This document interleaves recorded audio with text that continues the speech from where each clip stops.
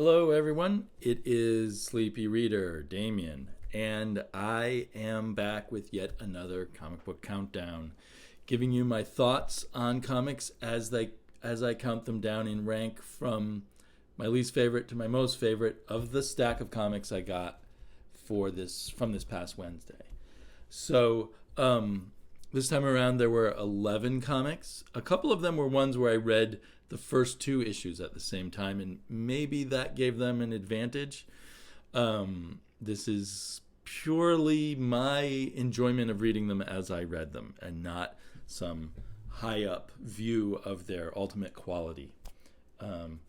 So that said, of the 11, I basically enjoyed them all at some level, and it was hard to rank them.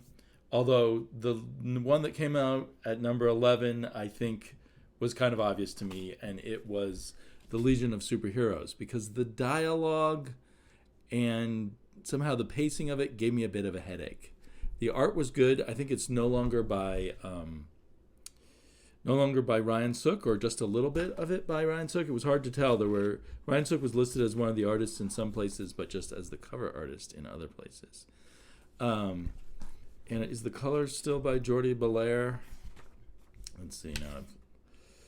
So it says script by Bendis, Ryan Sook and Travis Moore pencils, Wade Van Grandbagger and Travis Moore inks, Jordi Belair colors. I couldn't quite tell where I was looking at Ryan Sook and where I was looking at the Travis Moore. So that's interesting. Maybe I should have looked harder.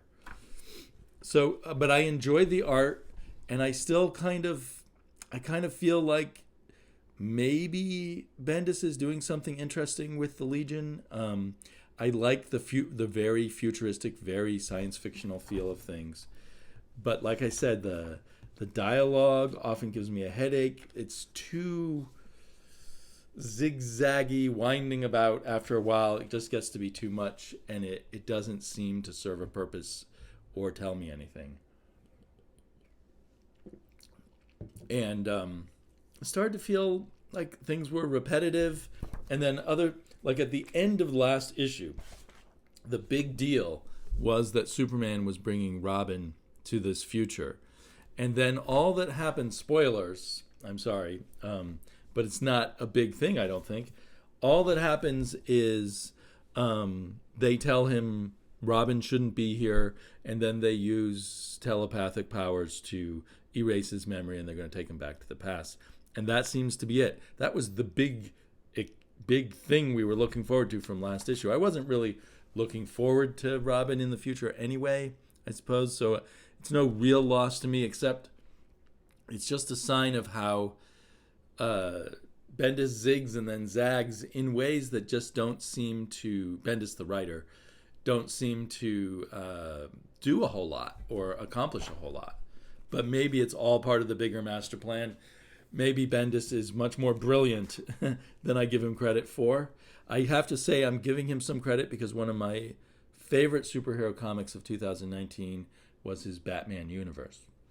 But I really haven't liked much else he's done. Or I liked Naomi also.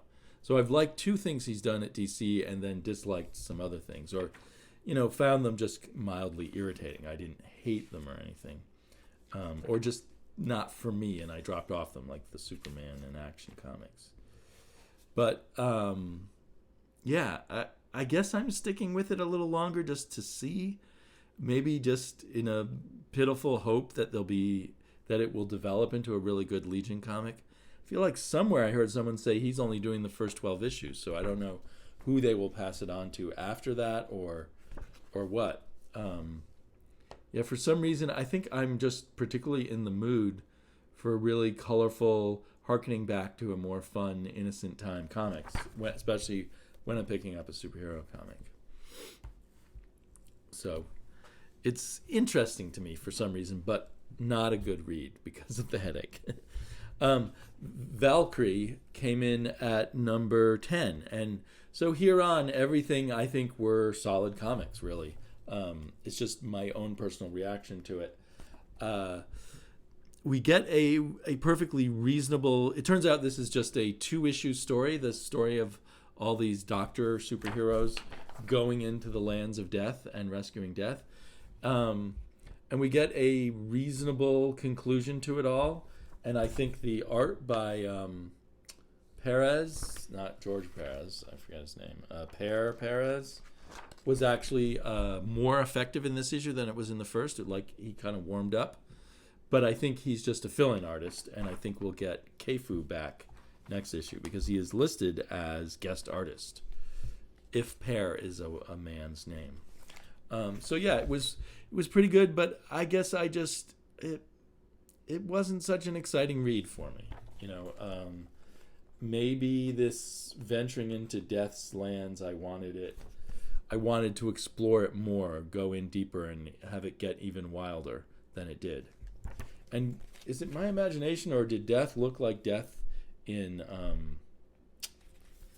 the Neil Gaiman Death in DC in the Vertigo books? There's Death right there, being sick. Anyway, it was okay. And here next at number 9, it really in many ways shouldn't have ranked so low. I'm not sure why. I just felt a bit of a negative feeling towards it. I'll mention why, but it will seem kind of shallow and silly, but it just kind of left me enjoying this less. I love this cover. Incredible cover. Is this cover by Max Fiumara too? The artist is Max Fiumara, and he and the colorist Dave McCaig do a great job. The story opens in hell.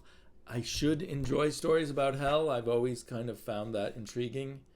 I'm not seeing the credits. Anyway, but it just seemed too on top of the goriness and the gruesomeness, and I just wasn't in the mood for it. And it colored that opening scene in hell, colored kind of my reading of the whole comic, and it just felt less pleasant to me. It felt pukey, a little pukey, and I'm trying to remember when there was the original Mike Carey Lucifer Vertigo run.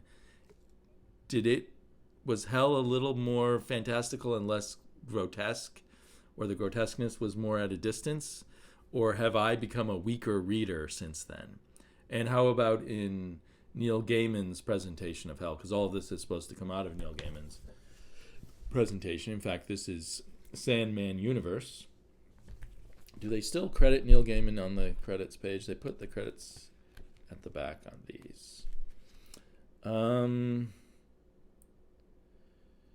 No, they don't say anything in the credits about Neil Gaiman other than Lucifer based on characters created by Neil Gaiman, Sam Keith, and Mike Dringberg. Curated for the Sandman universe by Neil Gaiman. So, although they list editors and other things, and they only list in small lettering that it's curated by Neil Gaiman. So I don't know if Neil Gaiman still chats with them about their vision of hell and such. I don't think he's the type of person who would interfere too much with another artist's, another creator's view of things. Oh, by the way, love this ad for Amethyst. I also love this ad for Birds of Prey, although I don't think I'm going to go see the Birds of Prey movie because it's not going to look like this painting, but that's a really cool painting. So anyway, this series for the first 13 issues was like always one of my top comics. But I feel like the second story arc is less engaging and uglier. As I said, a little more pukey. So I just wasn't in the mood for that. I still enjoyed reading it. And I think I read it through in one read. Next on my list, I put Rye at number 8. This has a lot of Dan Abnett, the writer, does not screw anything up, but what really delights me is still the art here. And I think it's interesting. I'm realizing as I look at it, there may be very little black lines. Like, I'm not sure. It's hard for my eyes to tell for sure, but I think even the lines around the characters are done in color, that there's very little black here, and it gives it kind of a gauzy look. I do, even though I love the artwork in here, I think in general I like to have black artwork I like some black in the art, a lot of black in the art. Kind of grounds me or something, and pulls my focus better. And yet I really did like this, and I really liked it for the art. It was a decent enough story that a lot of it took place in Rye's mind, and they were in this desert that's populated with old dinosaur robots, which was kind of cool and fun. So it's a fun, wild ride through this very transformed United States. We should note, written by a Brit and drawn by a Spaniard, I believe. I think Juan Jose Ripe is a Spaniard. I wonder, it's hard for me to tell. I have the edition that has, stuff about the artwork in there, but maybe they are, I don't know if this has pen and grayscale to it, and it's probably drawn digitally, or if it's kind of drawn as if it's all in pencils, and then the colorist goes from there. I'm not sure. So anyway, it's a fun read. Really, nothing special except the art made it special, and I was in the mood for that kind of robots in the future apocalypse. Next, number 7 is Jimmy Olsen. I still enjoy this. I love this cover. I love most of Steve Lieber's artwork and the color, which I think is by Fairburn. I thought it was by Lee Lowridge, but by Fairburn. The colorist restrains himself and does what's right for the artwork here and doesn't try to be fancy and show up. I love these sections that look like somewhere between Peanuts and some other comic strips, Calvin and Hobbes and the like. I just don't quite click 100% with the humor. I kind of enjoy reading every time they have these silly boxes and stuff. I enjoy it, but I never laugh out loud. I never go, wow, haha.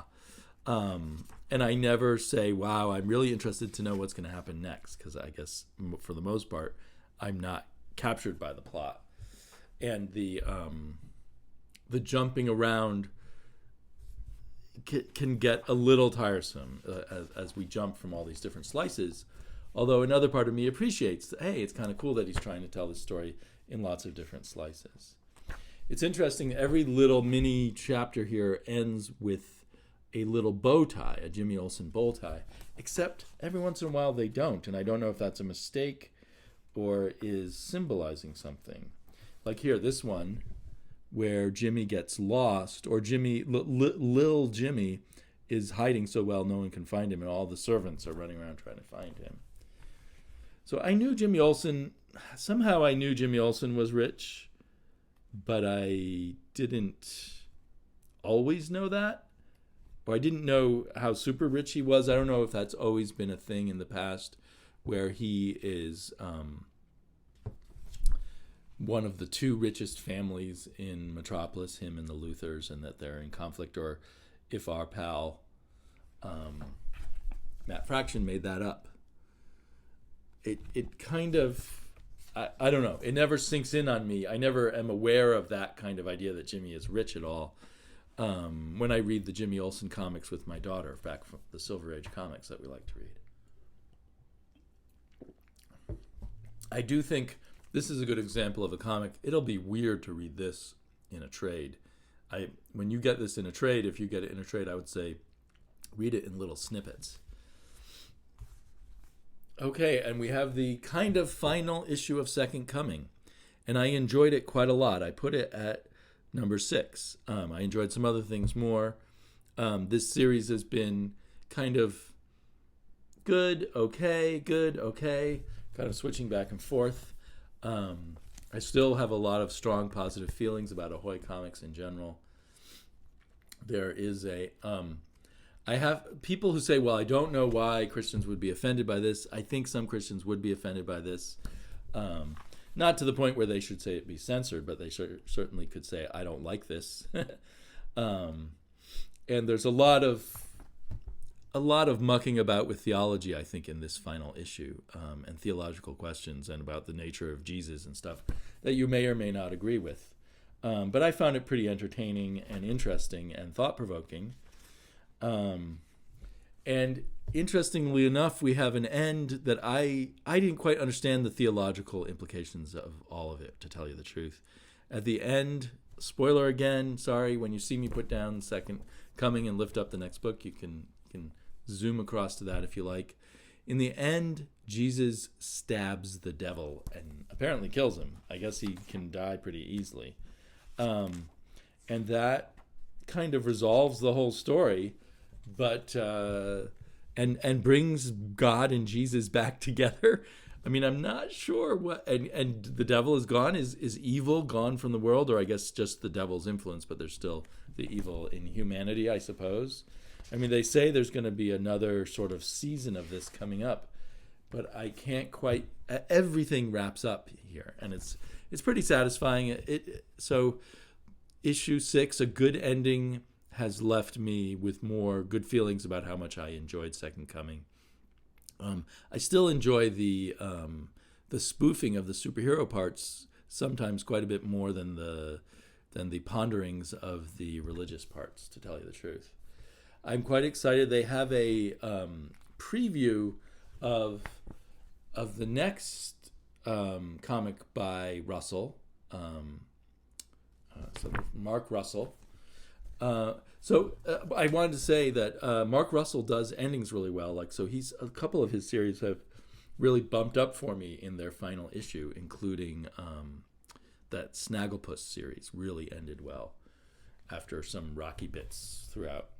But now he's reuniting with the artist he did the Flintstones with, Pugh. What's his first name? Steve Pugh. And I really like Steve Pugh. I've liked him as a superhero artist, but I think he's even better doing this kind of satirical work. And they've got a new comic coming up called Billionaire Island. I'm sure it's not going to be pro-billionaire, but I'm looking forward to that. I'm not actually reading the preview. I don't like to do that. I want to read the whole first issue when it comes out. But I'm definitely psyched for that, and I will be telling my shop to be sure to pull that for me. In at number 5, Batman's Grave. And it's hard to say. I feel kind of silly having liked this so much because it's almost entirely a giant and kind of brutal fight scene. But I just really, really, really enjoyed the Brian Hitch artwork in this fight scene. And I appreciated kind of the... and I don't, obviously, sometimes I feel pukey over violence and stuff, but I appreciated the approach to violence here and the sense of the kind of damage Batman does when he fights. And somehow we get character through violence here in a lot of interesting ways. I feel kind of weird saying that. But yeah, I still don't 100% understand what the whole plot of Batman's Grave is. I feel like I should, this was issue 4 of a 12-issue series. I feel like I should go back and reread all 4 issues because there are important parts where Batman is solving crime stuff with Alfred, and maybe I glazed over a little bit on that, even though I appreciated it at the time. But I didn't retain all the information, maybe. But it's intriguing. We've got the kind of a cliche, the evil professor who's given a drug to thugs who have become kind of super villains of a way. And yeah, it was really cool when at the end what that evil, maybe I'll leave that part unspoiled, but what that evil professor does at the end, not what I expected. So that was cool. It is funny. I know that Alfred is dead, but here he is alive in this comic, and it kind of makes me smile that I get to read some Alfred. Okay. In at number 4, Undiscovered Country. I actually have mixed feelings about this, but it is such a cool science fiction thought piece that the science fiction reader in me, the reader geek of prose science fiction for all of my life, as long as I've been reading comics. Maybe I've been reading science fiction a little bit longer, actually. Anyway, I really appreciated all the ideas in here, and they unfold kind of a new idea, or at least that I didn't pick up on in the first two issues. This is the writers Soule and Snyder together. The idea that in this walled-in, I guess again I'm spoiling this if you want to read this later, and haven't read issue 3, you might want to skip ahead a little bit. The idea that in this sealed-in United States, time is moving at a different rate than in the rest of the world. Maybe a side effect of the shielding that the U.S. had put up to keep all the outside world out. Maybe they didn't realize that this invisible shield would also create this time warp of sorts. And I assume we're going to learn more and more. It explains more why America's so weird after, 30 years or something. Was it 30 or 60? I can't remember. Anyway, nice package. I'm still not madly in love with the Camuncoli artwork. It does the job fine. And it still doesn't seem like Matt Wilson, one of my favorite colorists, can really do that much with it, at least to make me like it more. But like I said, I really enjoy the writing, and I enjoy the whole package. They've got timelines. They've got a fun Q&A from the writers. They've got a process thing on the map they drew of the spiral. Now, again, another, conjecture. Tying in with my spoiler, I'm wondering if this spiral through the United States will also be a spiral through time. So anyway, really cool science fiction, kind of paced in a almost standard science fiction image way. It feels, like I said in other issues, very familiar somehow, even though it's a pretty unique science fiction story. Okay, in at number 3 was Freedom Fighters. This is the final issue, so it kind of gets credit for all the goodwill built up for the 12 issues. They did not blow the ending. It was a big action ending. I think issue 11 also was a big action. So the last 2 issues provide you with your just giant battle with cliffhanger after cliffhanger after cliffhanger. But Robert Venditti and Eddie Burrows, the artist, Robert Venditti, the writer, work it out really well. So there's no surprises in the sense of a big twist, but you don't want a big twist. You want our heroes to win and they against the really evil people, and they do. And they don't leave space for a sequel, as far as I can tell. They pretty much, the Nazis are gone. I mean, you could always do a sequel and say, oh no, they weren't really, they're coming back and all of that. But it kind of, you can just read these 12 issues. You've got the whole story of this alternate Earth with alternate superheroes, and you're done. And I really appreciate that.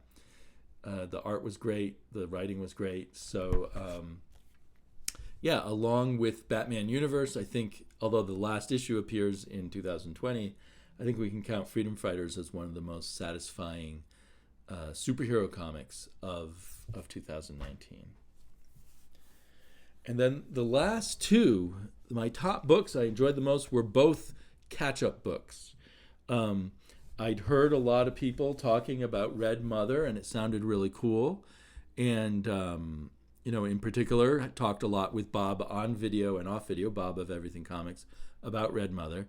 So I knew I had to get it if I could find both issue 1 and 2. So I did. I found issue 1 and I found issue 2.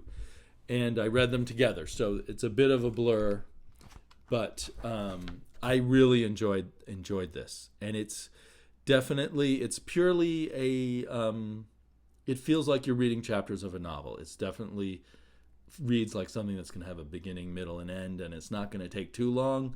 I suppose if it's successful, the danger is they might stretch it out too much. I know that generally Boom is kind of conservative and puts out a lot of short miniseries, sometimes even just 4 issues.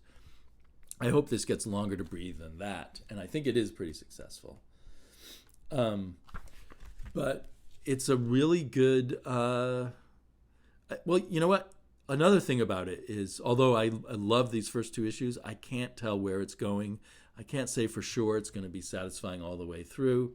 I do think it probably will be a better read in a graphic novel, despite the fact that I'm enjoying a lot in singles. But anyway, it's a really cool, satisfying mystery horror story. And I'm not sure what the solution to all the mysteries will be. I have to say there are moments where I love the coloring and moments where the coloring works against me, particularly in issue 1, I think. There were some scenes where I felt the color in the dark scenes was too hazy and obscured and grayish. Like there, other than the fact that the word balloons are going towards these characters, it's hard for the eye to pick out what, because of the way the coloring is, pick out what to look at in this picture. Same with this picture and others, so it's only the word balloons doing it for us. But then the colors are great in kind of the more daylit era times. And I believe the colors and the pencils are the same person, Danny Luckert. Just illustrated by Danny Luckert, no colorist or inker mentioned, lettered by Ed Dukeshire, and written by Jeremy Haun, who I know has done a lot of stuff from a lot of indie comics. I'm trying to remember what those other ones are. Interestingly, I sometimes am interested in this. If you look at the copyright, it's copyright by Jeremy Haun alone. So in a sense, the artist is a gun for hire and not invested in the story. And that makes me nervous most of the time, but they do a really good job. So Red Mother was my number 2. And if my number 1 hadn't popped up, this would definitely have been my number 1. And it's very close between Red Mother and Harrow County. Either one could have been number 1, really.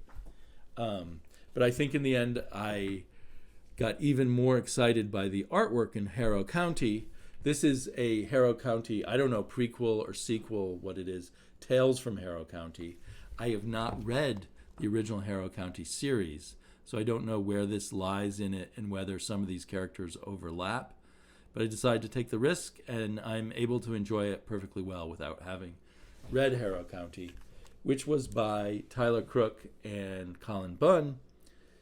But speaking of copyrights, this is actually created by Colin Bunn and Tyler Crook, so I don't know if he helped with the plotting of this or not, or do they just mean he helped create Harrow County in the original series. And then it's script by Colin Bunn and art by Naomi Franquiz, or Franque. I'm not sure how you would pronounce her last name. But I love, love, love Naomi Franque's art, and that did a huge way to pushing this book to the very front. And if you look at the back where the copyrights are, let's see if I can find it. It is copyright by, oh, that's not it.